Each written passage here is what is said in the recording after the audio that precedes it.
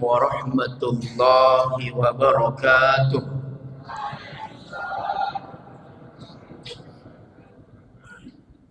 Alhamdulillahilladzi ja'ala al-'ilma arfa'a sifatil kamaliyah. Ashhadu an la ilaha illallahul malikul haqqul mubin wa ashhadu anna Muhammadar rasulun shadiqu wa'dil amin.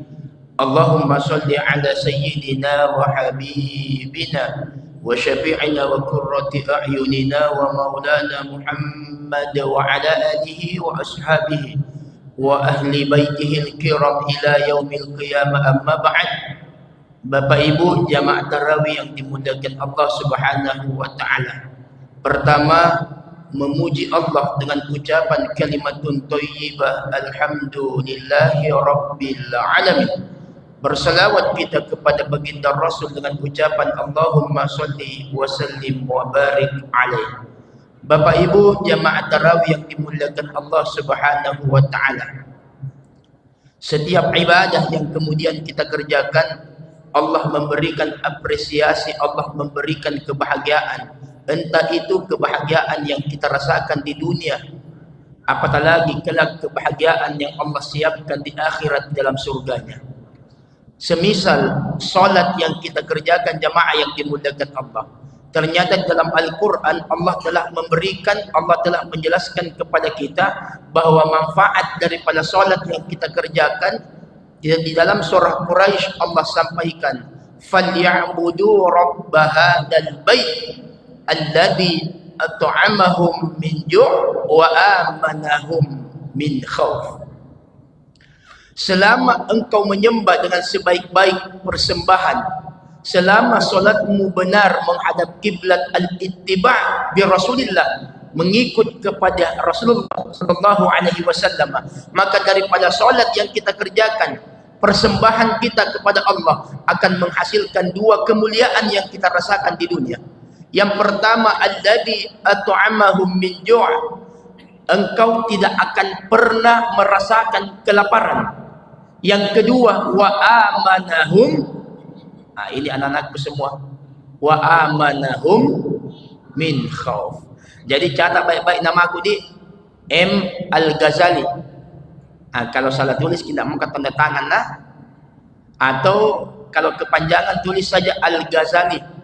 Kalau teman-teman beberapa jamaah biasa panggil juga Ugal lah. Dia bilang begitu, atau tulis saja Gali, nama panggilan kecil. Tapi pernah juga ada anak-anak dia tulis Gali, pernah tambah lobang, Gali lobang, tidak ku tanda tangani. Masya Allah, tidak sembarang ini. Saya 3 bersaudara, Al-Eldul, kebetulan saya yang paling tua, makanya kodenya di sini Al-Ghazali. Jamaah yang dimuliakan Allah. Jadi yang pertama kita rasakan alladzi at'amahum min ju'. Ini kan yang sering menjadi kekhawatiran. Apalagi ibu-ibu biasanya kalau ada yang lamar anak gadisnya, rata-rata pertanyaannya, apa kerja tak? Iya, mau kita datang melamar anakku, modalmu berapa? Apa kerjamu? Kira-kira bisa jadi kasih makan anakku?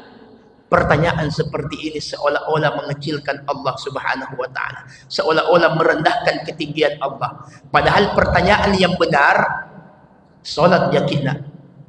Kira-kira kalau misalnya menikah sama anakku, bisa jadi pimpin salatnya. Atau kalau perlu kita coba, kita tes, minta izin dulu sama Pak Imam. Tapi Pak Imam kalau bisa sebentar sholat maghrib, jangan bagi dulu kita imam. Kebetulan ada calon menantu mau tes. Kalau Pak malu-malu menantu, tak bisa sholat jamaah di masjid.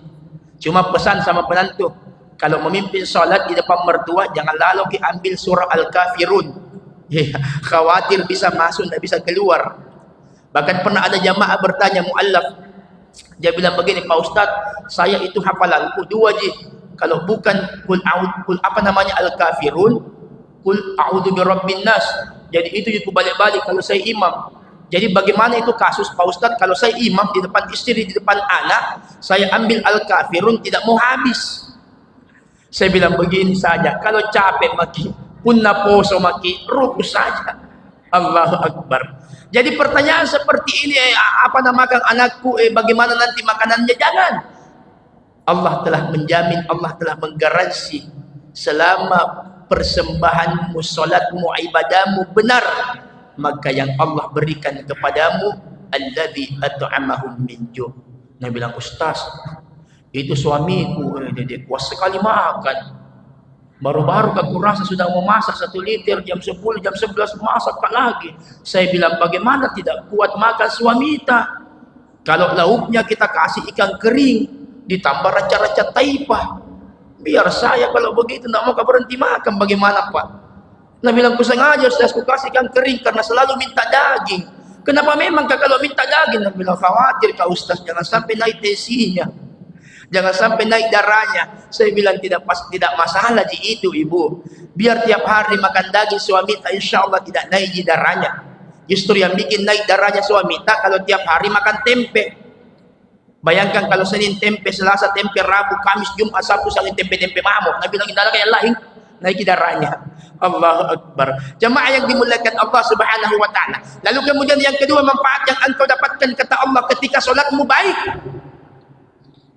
Wa amanahum min khauf. Allah akan tanamkan ke dalam diri kita masing-masing. Allah akan masukkan ke dalam kalbu kita ketenangan, kenyamanan, tidak risau, tidak takut terhadap dunia ini. Kenapa bapak-bapak, ibu-ibu senyum-senyum? Padahal kalau dipikir ada rumah ditinggalkan, betul tidak? Jangan sampai kita lupa kunci, jangan sampai kita lupa tutup rumah, jangan sampai ada emas 12 kilo hilang sebentar. Atau ada tabungan kita simpan cash di rumah 12 miliar. Kenapa kita tenang-tenang saja? Wa amanahum min khauf. Maka timbul pertanyaan, Pak Ustadz, ada tetangga rajin sholat di Masjid Al-Ikhlas, rajin jamaah, tapi toh kalau ada orang lain, ada tetangga yang diberikan rezeki masih iri kadang, dengki kadang. Artinya solatnya mungkin sempurna secara waktu, tapi belum ada nilai-nilai solat yang dia rasakan. Karena nilai solat kata Allah dalam Al-Quran, wa amanahum min khauf. Allah kasih terangki, Allah berikan kenyamanan. Ada sekumpulan sahabat yang datang, ya Rasulullah, nahnu mu'minun. Kami ini beriman kepada Allah. Kata Nabi, kalau memang engkau beriman, apa tanda keberimananmu? Kalau memang engkau percaya, engkau kemudian iman sama Allah, apa tanda keberimananmu yang bisa aku lihat? Kata Nabi, kata sahabat, ya Rasulullah, satu, ketika kami diberikan musibah cobaan dari Allah, kami bersabar. Kata Nabi, cocok ya. Apalagi tanda berikutnya, ya Rasulullah, ketika kami diberikan rezeki, nashkuru lillah, kami syukur, kami berterima kasih kepada Allah. Kata Nabi, betul. Lalu kemudian apalagi? Yang ketiga, ya Rasulullah, ketika kami diberikan kami melihat tetangga, kami mendengarkan, mendapati tetangga diberikan kebaikan, ada tetangga beli mobil, ada tetangga beli rumah, nardo, kami ridho, kami senang, kami bahagia. Kata Nabi, antum mu'minun, kalian betul-betul beriman di hadapan Allah Subhanahu wa ta'ala. Mungkin kalau sabar dengan musibah gampang deh, kira-kira bisa jadi semua. Atau mungkin bersyukur kalau nak kasih ke Allah rezeki, insya Allah gampang. Tapi yang berat itu ridho ketika melihat orang lain mendapatkan kebahagiaan, melihat orang lain mendapatkan rezeki, kan berat. Ibu, tidak ada orang yang iri di belakang, tidak ada je.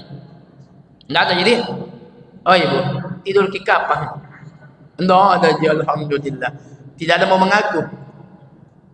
Ibarat kata lagunya begini, di langit ada matahari, di sini ada orang iri, tetangga naik haji, dia yang naik tensi, dilarikan ke rumah sakit haji.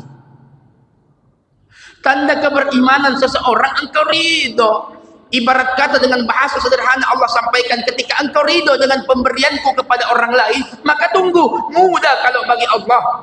Ibarat kata ada tetangga beli motor NMAX, kita ridho, kita bahagia, tunggu kita X-Max. Kalau tetangga diberikan X-Max oleh Allah, kita ridho, alhamdulillah, di atasnya sedikit Avanza. Tetangga Avanza kita ridho, minimal kita Innova. Tetangga Innova kita ridho, Allah kasih kita Pajero mudah. Tapi kalau kita tidak ridho, bukan Pajero kita dapat, melainkan Pasero. Lumayan dipakai mandi nih. Tetangga dapat Pajero, kita syukur, kita ridho. Minimal Allah berikan kita Alphard. Tetangga Alphard kita ridho. Apalagi Pak Ustaz, mobil 10 roda. Lumayan kalau pergi mandi-mandi, pergi refreshing seluruh ibu-ibu majelis taklim, ikut semua seluruh majelis taklim Al-Ikhlas, bahkan blok AB, naik semua ke mobil 10 roda. Begitu sampai di Tanjung langsung mami ditongkang. Allahu Akbar. Bapak ibu jamaah yang dimuliakan Allah, itu baru di dunia. Tabe, sebelum saya lanjut, berapa menit kah ini? Biasa kan di masjid-masjid keliling ini sampai malam ke-18, sekarang malam ke-18 ibu di. Rata-rata ada tertulis besar minimal 15 menit, minimal 20 menit. Ini alhamdulillah. Bahkan ada masjid itu 3 sudut. Ada yang di bawah nak tulis 15 menit, ada yang di kanan nak tempel 15 menit, ada yang di kiri. Nah kira kapan buta Pak Ustaz? Banyak nak tulisannya di sini alhamdulillah.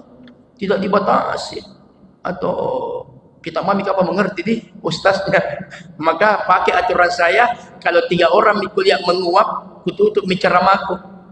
Nah ini alhamdulillah tidak ada binatang yang pakai masker. Oh tidak ada yang pakai masker kali lewat di COVID. Karena trauma kak. Baru-baru ke ceramah di daerah Paropo. Setelah saya ceramah ada prof. Nah bilang memang itu teman ada prof di sana. Begitu saya selesai ceramah itu prof nak tunggu kat depan pintu. Dalam hatiku mati dia. Ada kapan salah ucap, ada kapan materiku yang salah. Tapi saya senang kalau ditegur, kalau diprotes, artinya sebagai pembelajaran. Cuma kan ada memang orang dah suka itu. Kalau saya pribadi, alhamdulillah senang. Kenapa? Saya jadikan pembelajaran. Begitu saya keluar, dia panggil, sini ke dulu deh. Mati bijak, Allahu Akbar. Apa yang salah ini? Saya dekat, tapi saya cium tangannya. Ada apa prof? Dia bilang, ku suka ceramah. Alhamdulillah. Dalam hatiku, Kau tuh makurasa, aku suka ceramah tak dinda. Apanya kita suka prof? Siapa tahu ada materiku bisa ku perbaiki lagi, ku tambah-tambah dalilku, ku tambah hadisnya. Dia bilang pokoknya aku suka dinda. Apanya kita suka prof? Tidak lama. Oh, ku bilang tuh materiku. Ternyata ada tuh pecinta komunitas itu, komunitas penceramah apa? Pencinta ceramah singkat. Makanya kalau di YouTube apa namanya, ada namanya YouTube Short, berapa detik. Kalau di TikTok, ini ibu-ibu, dosa kalau tidak diikuti, apa namanya, media Al-Ikhlas. Saya sudah ikuti tadi. Saya juga ikuti juga YouTube-nya. Ya, di situ kalau misalnya mau lagi dengar-dengar ceramah, Masya Allah, buka TikTok, lihat media Al-Ikhlas. Bapak ibu jamaah yang dimuliakan Allah. Berikutnya, salat. Kata Nabi, man hafadha 'alaiha kanat lahu nuran burhanan wa najatan. Ini yang paling penting Bapak Ibu. Kenapa? Karena tidak selamanya kita di dunia, betul tidak? Kenapa Allah memberikan kita fasilitas Ramadan? Karena tahu Allah tidak seberapa di umur, tak mau kita tinggal berlama-lama di alam kubur. Allah tahu berapa singkat umur, tak berapa pendek umur, tak tabe. Hebat kapan kalau Nabi dan Nabi situn wa sabaun, antara 60-70 tahun. Nah sekarang kalau kita konversi berapa usia di alam kubur tergantung berapa lama datangnya kiamat. Kalau hari ini kita meninggal 1000 tahun, kemudian kiamat 1000 tahun di sana. Kalau hari ini kita meninggal minta maaf, 10.000 tahun terjadi kiamat, 10.000 tahun di alam kubur. Maka kalau menghitung antara usia dan berapa lama kita di alam kubur, Allah sayang, Allah cinta kita dengan berkah Nabi Muhammad, Allah berikan fasilitas Ramadan. Bisa saja umur tak 60 tahun secara hitungan, tapi di saat itu pernah kita berjumpa dengan malam Lailatul Qadar. Malam Lailatul Qadar hitungannya 830 tahun. Maka tinggal ditambahkan berapa lama kita di alam kubur jamaah yang dimuliakan Allah. Jadi nanti itu ibu, mungkin nanti tahu siapa yang paling bercahaya, siapa yang paling glowing, siapa yang paling kinclong di alam kubur sampai menuju kepada Allah di akhirat. Mereka yang rajin sholat, bukan mereka yang sering pakai alat make up. Kalau orang tua dulu pakai bedak basah, bedak tutup, bedak lotong, bergeser sedikit generasi berikutnya mulai kenal sabun, sabun pepaya, sabun sinsui, hilang sabun pepaya, sabun sinsui, mulai orang kenal yang namanya produk Wardah, ada bedak Vipa 1 dan 2, hilang semua, tergeser, mulai diguncang dunia kecantikan dengan namanya RDL, muka sama tangan baku bombe, putih muka hitam tangan. Ustaz, mukaku putih, tanganku juga putih, tapi leher lu bos. Hilang generasi RDL yang sekarang, yang dunianya tidak baik-baik saja, dunia skincare. Ini yang paling bahaya. Ibu-ibu paling senang ini. Mulai dari MS Glow, Ratu Glow, FA Glow, Tubi Glow, Azarin, Haida Glow, NRL, FM, MH, Glen 2 Glow. Yang terakhir ku sebut itu na pakai istriku. Ku hafal kia, kabuka senama Ustaz Gaul kalau nak ku hafal. Allahu Akbar. Minimal kita selangkah di depan dari ibu-ibu. Bahkan sekarang tabik jamaah yang dimuliakan Allah, sebagai pengingat utamanya ibu-ibu, ada 3 golongan yang tidak diterima puasanya. Sekarang sudah masuk hari ke-18. Hari ke berapa ibu? Hari ke-17. Masya Allah, naingat. Tanggal berapa sekarang ibu? Sekarang enak lihat tanggal, menghafal tanggal, mau Masehi mau Hijriah karena bersamaan dengan Ramadan. Coba kalau sebelumnya Rajab, coba kalau kemarin apa namanya di bulan Syawal, apa Sya'ban. Karena kenapa? Saya tahu kelemahannya ibu-ibu. Lupa menghafal tanggal, berat. Ada pernah bapak-bapak curhat, dia bilang begini, Pak Ustadz, kenapa itu istriku sering lupa tanggal lahirku? Maksudnya, motong ke kurasa itu Pak Ustadz, sementara tidur ke jam 12 dini hari pas hari ulang tahunku, datang itu istriku, anakku, cucuku sambil menyanyi, panjang anunya, panjang. Disensor karena ditahu lagunya panjang umurnya. Saya bilang bagaimana mau nyanyikan, bagaimana gimana surprise kalau tidak tahu tanggal lahir ta? Bagaimana Bu? Tahu tanggal lahir suami tak? Ya tahu dia. Karena 2 je tanggal tandai ibu-ibu, kalau bukan tanggal baru, tanggal tua. Bayangkan di kepalanya sudah ada setelan pabrik. Tanggal 21 jatuh tempo BRI, 22 BNI, 23 BTN, 24 Pegadaian, 25 Arisan, 26 Mekar. Nah, apa itu ibu-ibu? Jamaah yang dimuliakan Allah Subhanahu wa taala. Jadi kata Nabi, yang paling bercahaya nanti bahkan di alam kubur Bapak Ibu, salat kita menjadi nuran, penerang. Burhan menjadi penolong. Yang kemudian ketiga, najat. Salat kita kelak akan menjadi penyelamat di saat tidak ada yang lain yang mau menyelamatkan kita, tidak ada yang mau menemani kita, maka datang salat. Allah simpan, kata Nabi, tepat di kepala kita untuk kemudian menjadi penjaga kita. Makanya kata Nabi, man hafadhu 'alaiha, siapa yang menjaga salatnya, siapa yang menjaga ibadahnya 5 waktunya, maka tugasnya nanti solat yang akan menjaga kita ketika kita di alam kubur. Bapak Ibu jamaah yang dimuliakan Allah, semoga Ramadan tahun ini Ramadan terbaik buat kita semua. Semoga Ramadan tahun ini bukan Ramadan terakhir buat kita, buat keluarga yang kita cintai. Sebagai penutup, kalau hari ini, kalau misalnya Ramadan disebut dengan syahrul tarbiyah, bulan pendidikan, bulan edukasi untuk kita semua, maka mestinya ketika kita mengikuti pelatihan sudah setengah perjalanan lebih, harusnya materi daripada Ramadan sudah kita dapatkan. Harusnya materi yang Allah berikan dalam gemblengan di bulan suci Ramadan sudah kemudian kita manfaatkan. Maka semoga pelajaran yang kita dapatkan di bulan suci Ramadan kita bisa bawa di luar daripada bulan suci Ramadan. Anak kepada orang tua minta maaf, kata Nabi. Istri kepada suami minta maaf. Saudara yang satu dengan yang lain, bertetangga saling memaafkan. Maka ketika engkau lakukan, insya Allah Allah akan mengangkat puasamu. Ketika engkau tidak lakukan, maka mu'allakum bainas sama'i wal ard, kata Nabi, pahala puasamu dan seluruh pahala yang ibadah yang engkau lakukan di bulan Ramadan tidak diangkat oleh Allah Subhanahu wa taala, karena masih ada namanya sangkutan dengan saudara, istri atau pasangan, atau kemudian dengan orang tua kita. Semoga Allah berikan kebaikan untuk kita semua, sia-siaki semua, panjang umur, barokah rezeki kita. Bil khusus saya ucapkan terima kasih kepada seluruh pengurus masjid, seluruh jamaah, panjang umur penuh barokah. Wallahul hadi ila siratil mustaqim. Wassalamu alaikum warahmatullahi wabarakatuh.